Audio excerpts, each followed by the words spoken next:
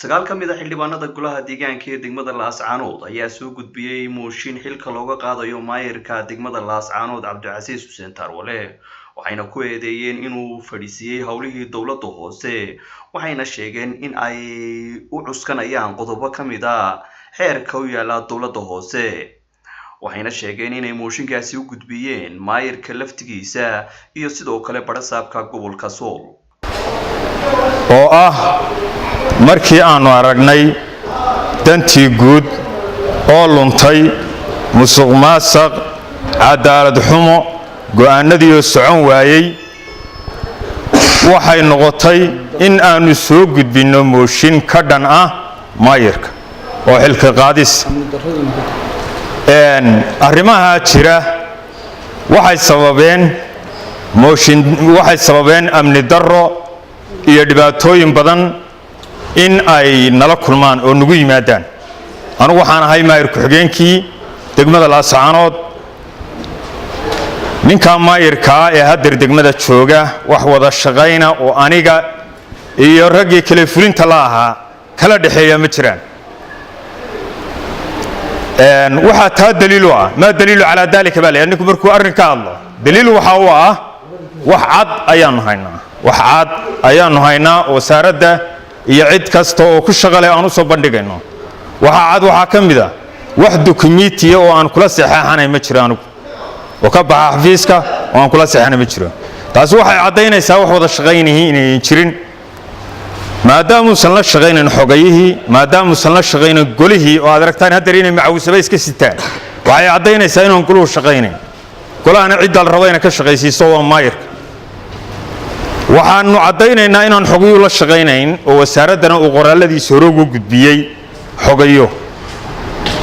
markaanu aragnay arrimahaas oo dhan oo jira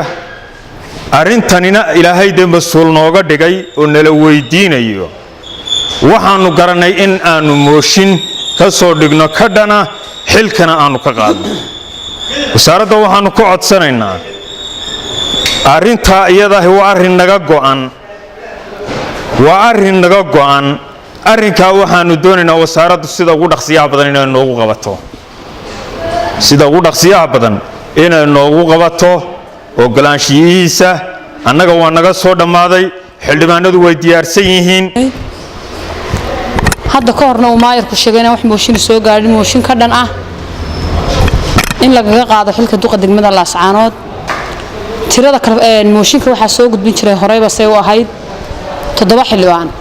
tiro ka badan 7 xildhibaan baan ku soo gudbinay waxaan ku soo gudbinay 9 xildhibaan oo ay ku jiraan laba maayir oo hore maayir xigeenkii degmada iyo dhammaan rag golaha ugu waaweynaa waxaan wasaaradda arrimaha gudaha iyo gudoomiyaha gobolka Sool sheegaynaa mooshinkaas sharciyaan marnay maadaama oo dantii guud iyo wixii naloo doortay iyo golo deegaan wixii lagu ahaa laga shaqayn waayay amnigii gobolku khalkhal ku jiro caafimaadkii khalkhal ku jiro dhulkii magaalada la isku wada haysto amni darrada ugu weyn aanu ka baqanaa dhulka tahay faya dhowrkii waxaan ku yiri aanu wax shaqaynaya jirin dawladda hoose fadhid noqotay